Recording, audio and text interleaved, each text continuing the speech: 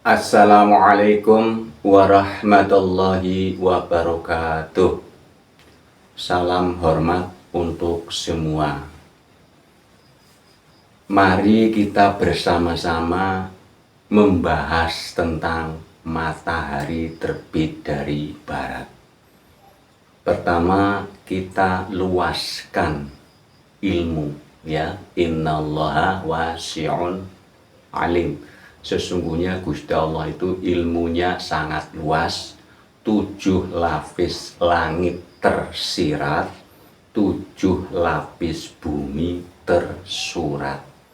Jadi kita sama-sama untuk meluaskan makna.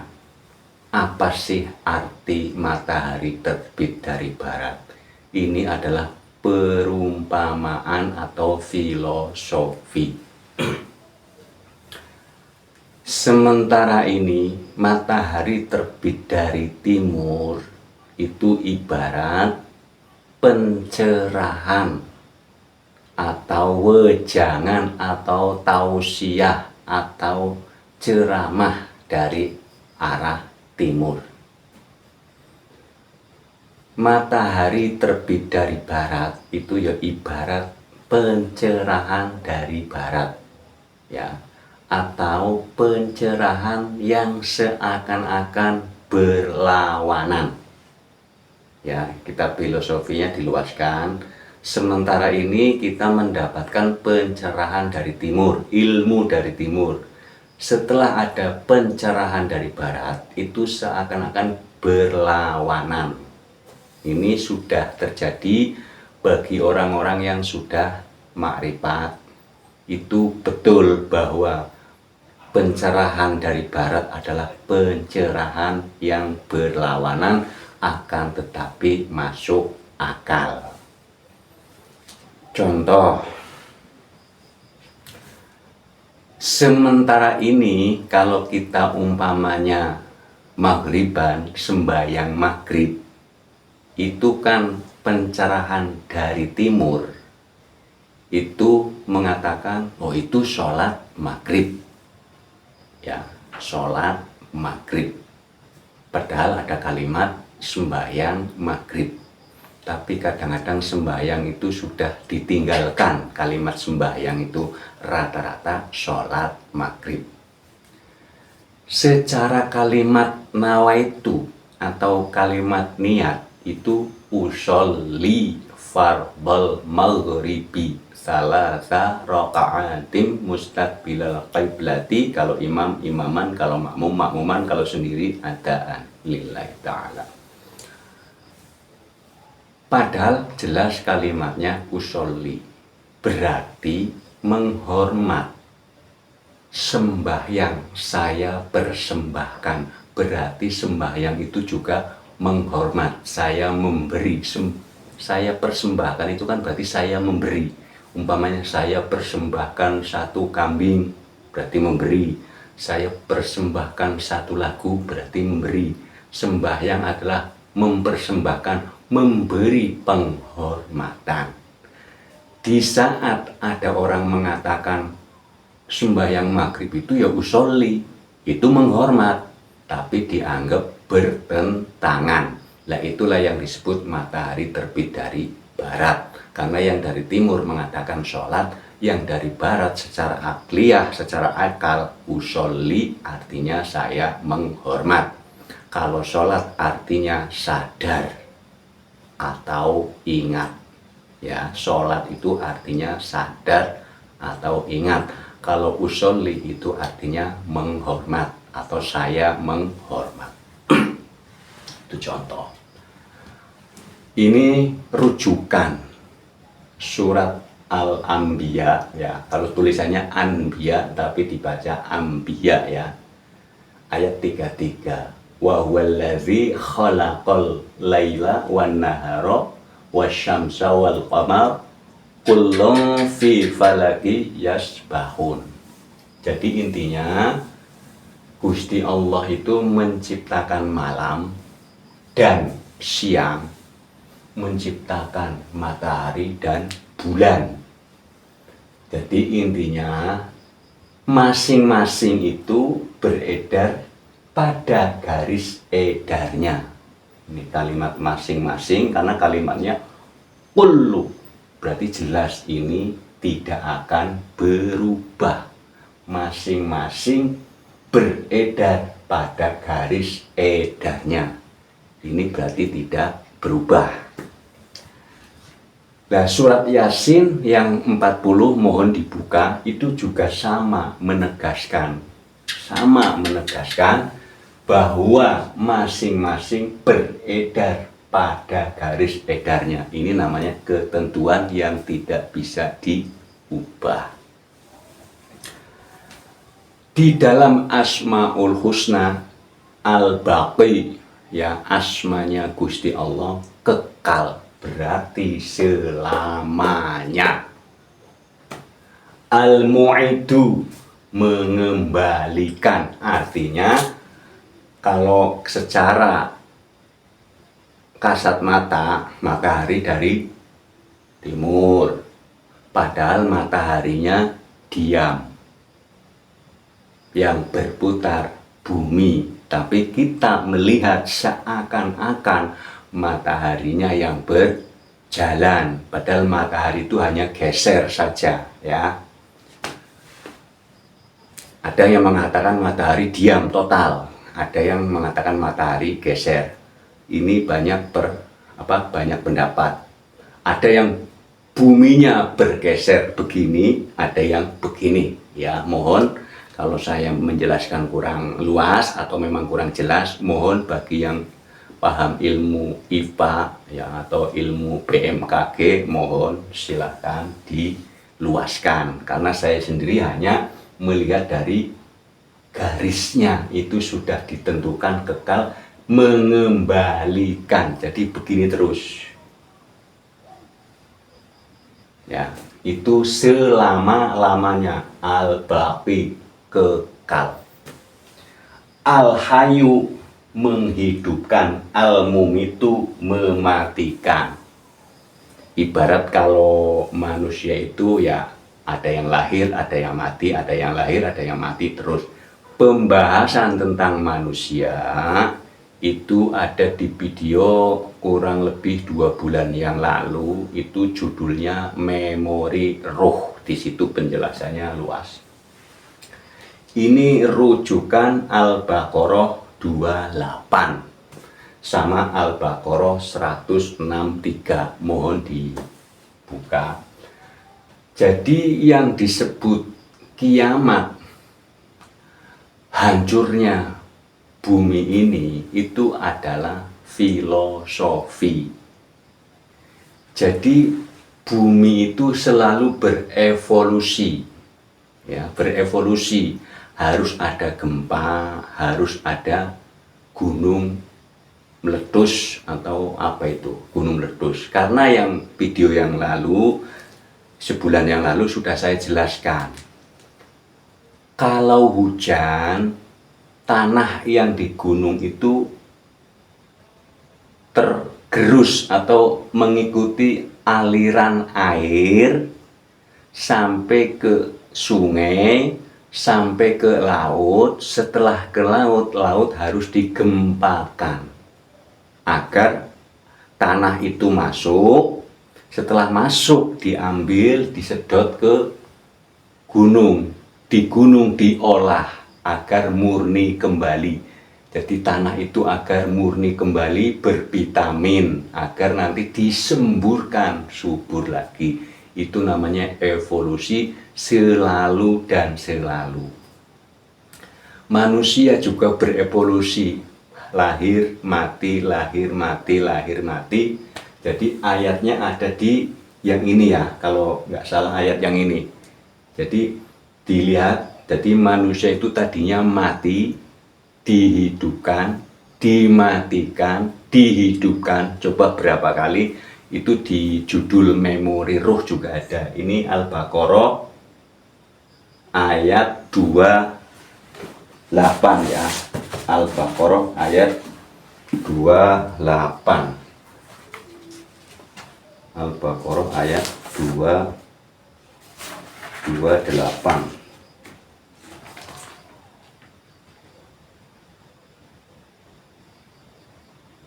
Nah, benar. Kaifa takfuruna billahi wa kuntum amwatan fa ahyakum thumma yumitukum thumma yuhyikum thumma ilaihi turja'un. Jadi benar ayat 28 ini mohon dibuka bahwa manusia tadinya mati, dihidupkan, dimatikan, dihidupkan, dan seterusnya kembalinya kepada Allah. Jadi di sini Asmaul Husnanya menghidupkan, mematikan, menghidupkan, karena Asmaul Husna ini ada, berarti Gusti Allah selalu menghidupkan, mematikan, menghidupkan, mematikan, kekal, mengembalikan. Ini juga Asmaul Husna. Jadi yang bergejolak itu apa? Orang yang kalau sudah makrifat itu ngalamin gejolak, ngalamin kiamat. Hukum kiamat itu kan hukumnya Gusti Allah yang masuk di dalam jiwa kita itu pasti bergejolak. Itu yang disebut kiamat, bergejolak antara iya dan tidak. Contohnya yang tadi saya awal lakukan, kalau saya mengucapkan kalau yang 5 waktu itu usolli, pasti orang mengatakan sholat. Itu namanya sholat itu matahari terbit dari barat, dari timur. Usolli itu matahari terbit dari barat, pencerahan, penyampaian. Secara data usolli itu saya menghormat. Secara arti betul, gerakannya sudah betul. Sembahyang itu juga sama, mempersembahkan penghormatan. Sholat artinya sadar dan ingat. Jadi mohon kita luaskan, ayo kita sama-sama luaskan, karena ayat Al-Quran itu, yang Al-Quranul Qadim itu maknanya 7 lapis langit tersirat, Al-Quranul Karim itu 7 lapis bumi tersurat. Jadi setiap Al-Quran maknanya lebih dari 1. Jadi sangat banyak ayat-ayat Al-Quran yang menegaskan bahwa matahari, siang, malam itu sudah masing-masing beredar pada garis edarnya kekal. Yang disebut mengembalikan siang malam, bulan juga sama, yang tadinya ada jadi nggak terlihat, nanti ada lagi, selalu begitu. Ya, selalu begitu. Padi yang tadinya masih kecil, nanti tua, dipanen, dimakan, nanti ada lagi. Selalu mengembalikan. Selalu, karena sifat kekalnya Gusti Allah itu melingkupi alam semesta. Ada banyak sekali itu di surat-surat. Ya contohnya di Al-Fatihah ayat 2. Alhamdulillahirabbil alamin. Segala puji bagi Gusti Allah, Tuhan semesta alam. Jadi semesta alam itu sudah dilingkup, sudah diliput, sudah diurusin, diadakan, dipelihara. Sangat luas. Pokoknya selalu mengembalikan. Dihidupkan, dimatikan, dihidupkan, dimatikan. Yang dimaksud malam itu mati, siang itu hidup. Itu ibarat lagi, filosofi lagi. Malam tidur, siang terjaga. Itu artinya begitu. Jadi tidur itu disebut mati, terjaga itu disebut hidup. Jadi itu terus. Kalau lebih jelasnya di memori ruh, ini ayat Al-Baqarah ayat 28, mohon dibuka. Berapa kali manusia dimatikan, berapa kali manusia dihidupkan, ya. Di alam mana? Jelas di alam semesta, karena semesta itu Sang Maha Hidup, Sang Maha Kuat, ya, Gusti Allah. Karena kita ini fasel-faselnya. Kalau di dalam Al-Baqarah ayat 30, kita ini bagian atau wali atau khalifah. Ya, kita ini bagian dari alam semesta, tanda-tanda. Dalam Al-Qur'an itu ada yang disebut ayat. Ayat itu tanda. Alam semesta ini adalah tanda-tandanya kehebatannya Gusti Allah, kemuliaannya Gusti Allah, maha hidupnya Gusti Allah, maha kuatnya Gusti Allah, keagungannya Gusti Allah sangat lengkap. Jadi alam semesta ini adalah tanda-tandanya kehebatannya Gusti Allah. Jadi kalau kita menganggap nanti kiamat dihancurkan, mana yang dihancurkan? Mohon asmaul husnanya diperluas. Mana yang dihancurkan? Umpamanya bumi dihancurkan, digempakan itu ya, tetap nanti kembali lagi. Yang dulunya selat menjadi darat, yang dulunya darat menjadi selat, menjadi laut. Yaitu begitu, berevolusi terus. Berevolusi terus. Yang tadinya hidup mati, yang tadinya mati hidup terus. Mengembalikan terus dan terus dan terus selama-lamanya. Jadi mohon bila mana perluasan saya untuk menjabarkan ayat ini kurang luas, mohon para subscriber untuk meluaskan, karena innallaha wasi'un alim, ya. Gusti Allah ilmunya sangat luas. Kita sudut pandangnya jangan cuma satu arah, tapi beberapa arah. Ya, beberapa arah yang sudah saya sampaikan video-video yang kemarin, ya. Jadi kalau kita memandangnya satu sudut, kita kekurangan contoh. Kalau kita jalan menghadap ke depan saja, ya yang kita lihat yang ada di depan, yang di kanan nggak kelihatan, yang di kiri nggak kelihatan, yang di atas nggak kelihatan. Jadi kalau sudut pandangnya kita luas, pas ditanya bisa jawab, di kanan apa, ada apa, di kiri ada apa, di atas ada apa, di bawah ada apa, di depan ada apa. Apalagi kita kok mau nengok ke belakang. Jadi jalan itu jangan berhenti nengok. Itulah yang disebut sudut pandang yang sangat luas. Kalau sudut pandang kita hanya satu sudut, saya sendiri nggak betah. Kalau sudut pandangnya satu, nggak betah. Tapi kalau sudut pandangnya luas, kita nyaman. Makanya kalau yang sudut pandangnya luas itu bisa dibilang amanu, orang yang beriman. Amanu, orang yang bisa menyamankan dirinya, ya. Iman itu aman, nyaman, damai. Jadi kalau kita perluaskan seluruh isi Al-Quran, 7 lapis bumi tersurat yang disebut Al-Quranul Karim, 7 lapis langit tersirat yang disebut Al-Quranul Qadim.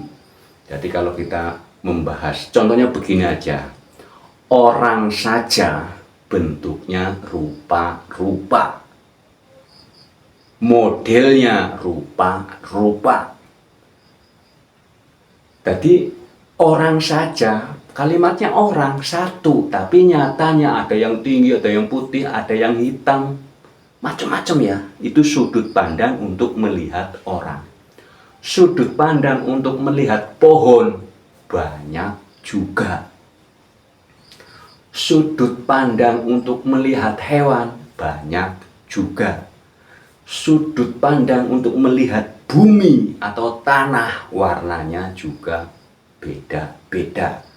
Sudut pandang melihat batu juga beda-beda. Jadi di saat kita melihat satu sudut pandang ritual agama, ya banyak beda-beda agar kita nggak fanatik. Karena perbedaan itu disebut di dalam Al-Quran namanya Al-Furqan.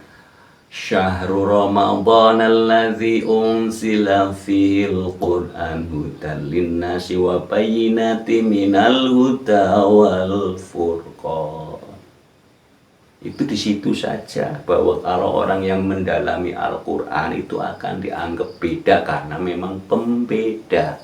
Jadi seakan-akan itu terbit dari barat.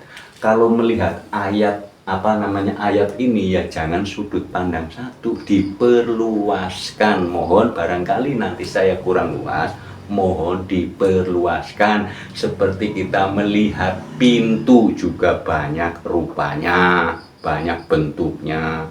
Kita melihat buah juga banyak. Kita melihat buku juga banyak modelnya. Jadi selalu lebih dari satu. Melihat apa saja selalu lebih dari satu. Di saat saya melihat, di saat melihat Al-Quran juga maknanya diperluas. Di saat kita melihat syariat juga diperluas. Di dalam syariat juga banyak. Di saat kita melihat thariqat juga luas, banyak. Di saat kita melihat hakikat juga banyak. Di saat kita melihat ma'rifat juga banyak. Jadi mohon jangan satu sudut pandang. Ya, kalau satu sudut pandang sudah saya kategorikan akan sempit, akan susah. Kita kemana-mana jadi bingung kalau sudut pandang satu. Tapi kalau sudut pandang luas kita kemana-mana banyak teman. Kemana-mana nggak risih. Kalau mau ngopi, mau makan di tempat siapa, agamanya apa, itu bebas, nggak sempit. Mau main di agama A, di agama B, makan-makan aja ya. Jadi luas nanti sudut pandangnya. Pokoknya mohon Al-Quran diluaskan. Kalau yang belum bisa bahasa Arabnya, artinya saja, tapi dengan sistem memahaminya dengan subjek, predikat, objek. Suku katanya mohon dipahami agar paham. Kalau kita bacanya lempeng saja nanti nggak ketemu-temu. Karena nada suara saja itu bisa merubah makna. Contoh, tulisannya sama tapi nadanya berbeda. Syukur. Syukur. Kalimat syukur saja kalau nadanya beda, maknanya beda. Jadi kita kalau bersuara mengandung magnetik atau energi yang bergabung dengan frekuensi menjadi vibrasi yang masuk ke dalam ruang. Ini kan ruang ini, yang ada sinyal frekuensi. Jadi baca Al-Quran pun nadanya ya diusahakan dikontrol. Ucapan apa saja dikontrol. Ya, mohon maaf bila mana kurang luas, mohon diluaskan. Kita sama-sama belajar. Karena manusia selalu digaris al-insanu mahalul khoto wa nisyan.